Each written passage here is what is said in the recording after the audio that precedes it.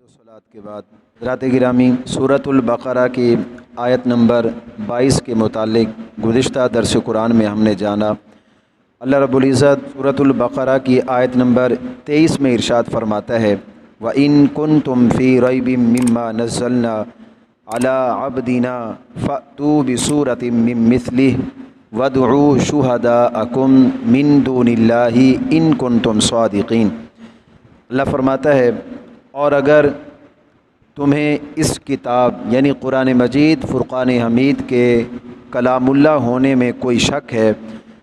جس کو ہم نے اپنے محبوب بندے پر نازل فرمایا تو اس کی مثل کوئی صورت بنا کے لے آؤ اور اللہ کے سوا اپنے تمام مددگاروں کو بھی بلا لو اگر تم اپنی بات میں سچے ہو۔ سامعین محترم، اس سے پہلے اللہ رب العزت نے تمام لوگوں کو مخاطب فرما کر اپنے خالق رب اور وحدہ لا شریک ہونے پر دلیل قائم کی، اور اس مقام پر اللہ رب العزت اس بات پر دلیل قائم فرما رہا ہے کہ قرآن یہ اللہ کا کلام ہے، اور اس کلام کو اللہ رب العزت نے اپنے محبوب پاک صلی اللہ تعالی علیہ وسلم پر نازل کیا، اور اس میں نبی اکرم صلی اللہ تعالی علیہ وسلم کی رسالت پر بھی دلیل ہے۔ عرب کے جو لوگ تھے وہ اپنی فصاحت اور بلاغت پر بہت ہی زیادہ فخر کرتے تھے، اور اپنے مقابلے میں باقی دنیا کو وہ عجمی کہتے تھے۔ تو قرآن یہ بھی عربی زبان میں نازل ہوا، تو جب عرب کے لوگوں نے قرآن مجید فرقان حمید کے کلام اللہ ہونے میں شک کیا، یہ جو قرآن میں نے نازل کیا ہے یہ تمہاری زبان میں نازل کیا ہے، تو اگر تم یہ سمجھتے ہو کہ یہ قرآن معاذ اللہ کا کلام نہیں ہے بلکہ کسی مخلوق میں سے کسی کا کلام ہے، تو یہ تمہاری زبان میں نازل ہوا ہے، تم اس کی مثل کوئی صورت بنا کے لاؤ، اور اس کے مقابلے میں کوئی صورت لانے کی بجائے وہ جنگ و جدال کے درپے ہوئے، اور نبی اکرم صلی اللہ تعالی علیہ وسلم کے اس دعوے کا سچا ہونا ظاہر ہو گیا۔ تو جس طرح پہلی آیتوں میں یہ بتایا گیا کہ آسمان سے پانی نازل کرنا اور اس پانی سے زرعی اجناس کو اگانا یہ صرف اور صرف اللہ رب العزت کا کام ہے، اور کوئی اللہ کے علاوہ یہ کام نہیں کر سکتا، یہ اس کے خالق ہونے کی دلیل ہے۔ اسی طرح ان آیتوں میں یہ بتایا گیا ہے کہ ایسا فصیح اور بلیغ کلام، اور جو کلام غیب کی خبروں پر مشتمل ہو، علوم و معرفت پر مشتمل ہو،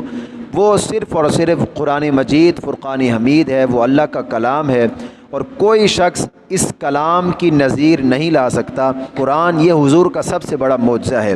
اور نبی اکرم صلی اللہ تعالی علیہ وسلم کا یہ معجزہ قیامت تک باقی رہے گا۔ سابقہ انبیاء کرام علیہم السلام تشریف لائے، اللہ نے ہر نبی کو معجزے دیے۔ حضرت جناب موسیٰ علیہ نبی جنا کو اللہ نے ید بیضا عطا فرمایا، ان کو ایک عصا مبارک اللہ نے عطا فرمایا جو ان کے ہاتھ میں ایک بہت بڑا اژدہا بن جاتا تھا، اور جناب حضرت عیسیٰ علیہ نبی جنا کو اللہ نے یہ معجزہ عطا فرمایا کہ آپ مادر ذات یعنی پیدائشی نابینوں کو آپ ان کی آنکھیں صحیح کر دیتے، اور برس کے مریضوں کو آپ شفا دے دیتے، مردوں کو آپ زندہ فرماتے۔ اللہ نے آپ کو معجزات عطا فرمائے، لیکن یاد رکھیں جب تک انبیاء کرام علیہم السلام اس دنیا میں ظاہری طور پر موجود رہے، ان کے معجزات بھی ان کے ساتھ موجود رہے۔ جب انبیاء کرام علیہم السلام نے ظاہری طور پر اس دنیا سے زدہ فرمایا تو ان کے معجزات نے بھی ظاہری طور پر پردہ فرمایا۔ جناب نبی اکرم صلی اللہ تعالی علیہ وسلم کو اللہ رب العزت نے وہ معجزہ عطا فرمایا کہ نبی اکرم صلی اللہ تعالی علیہ وسلم کے ظاہری پردہ فرمانے کے بعد بھی یہ قرآن قیامت تک حضور کا معجزہ ہے۔ یہ ایسا معجزہ ہے کہ جو قیامت تک باقی رہے گا۔ اب سے 1400 سال پہلے بھی قرآن مجید کی نظیر کوئی بھی نہیں لا سکا، اور اب بھی نہ کوئی لا سکا ہے، اور قیامت تک قرآن کی کوئی مثال نہیں لا سکے گا۔ یہ اللہ کا وعدہ ہے۔ آج انڈیا کے اندر بیٹھ کر کوئی وسیم رضوی کوئی بکواس کرے، وہ قرآن مجید کے بارے میں کوئی توہین آمیز جملے کہے، کوئی توہین آمیز بکواس کرے، تو اس کی اپنی اصل میں تو خطا ہو سکتی ہے، لیکن قرآن یہ 1400 سال پہلے جس طرح نازل ہوا تھا یہ قیامت تک اسی طرح یہ حضور کا معجزہ ہے، اور حضور کے اس معجزے میں ویسے ہی حضور کے معجزات کی کوئی انتہا نہیں ہے، لیکن یہ جو سب سے بڑا حضور کا معجزہ یہ قرآن ہے، یہ قیامت تک اسی طرح جو قائم رہے گا، اور اس کی مثال قیامت تک کوئی بھی نہیں لا سکتا۔ حالانکہ آپ دیکھیں قرآن مجید کے مخالفین دن بہ دن جو ہے وہ بڑھ رہے ہیں، اسلام کے دشمن، قرآن کے دشمن دن بہ دن ان کی تعداد میں اضافہ ہو رہا ہے، دن بہ دن بڑھ رہے ہیں۔ لیکن اس کے باوجود آپ دیکھیں اگر کسی یہودی یا عیسائی کو اپنے دین کے متعلق کوئی تردد ہو، کوئی شک ہو، تو اس کے پاس کوئی ایسی دلیل نہیں ہے کہ جو اس کو اپنے نبی کی نبوت کے متعلق مطمئن کر سکے۔ کسی یہودی یا عیسائی کے پاس کوئی دلیل موجود نہیں ہے اس وقت۔ لیکن اگر کسی مسلمان کو اپنے دین متعلق بالفرض کوئی تردد ہو جاتا ہے تو اس کے لیے جناب نبی اکرم صلی اللہ تعالی علیہ وسلم کی نبوت کے متعلق یقین اور اطمینان پہنچانے کے لیے قرآن کی 114 صورتیں قیامت تک موجود ہیں۔ یہ مسلمان کو حضور علیہ الصلوۃ والسلام کی نبوت و رسالت پر یقین اور اطمینان دینے کے لیے قرآن کی 114 صورتیں موجود ہیں۔ یہ بھی ایک قرآن کا سب سے بڑا معجزہ ہے، قرآن کی سب سے بڑی شان ہے، اور یہ حضور کا معجزہ ہے جو قیامت تک قائم ہے۔ تو قرآن میں کسی قسم کا کوئی رد و بدل نہیں ہو سکتا، اور قیامت تک کوئی بھی بدبخت قرآن کی نظیر نہیں لا سکتا، قرآن کی مثل کوئی ایک بات بھی نہیں لا سکتا، اس لیے کہ یہ اللہ کا وعدہ ہے۔ فرماتا ہے اللہ کے سوا اپنے معبودوں کو بھی بلا لو پھر بھی قرآن کی مثال نہیں لا سکتے۔ شہداء یاد رکھیں یہ شہید کی جمع ہے، اس کا معنی ہے حاضر، شہید کا معنی حاضر ہوتا ہے، گواہی دینے والا، مددگار اور امام۔ اللہ کی راہ میں قتل کیے جانے والے کو بھی شہید کہتے ہیں، اس لیے کہتے ہیں کیونکہ اس کے قتل ہوتے ہی اس کے سامنے اس کا اجر اور سعادت فوراً حاضر ہو جاتی ہے، یا اس کے سامنے حوریں حاضر ہو جاتی ہیں، یا اس کی عزت افزائی کے لیے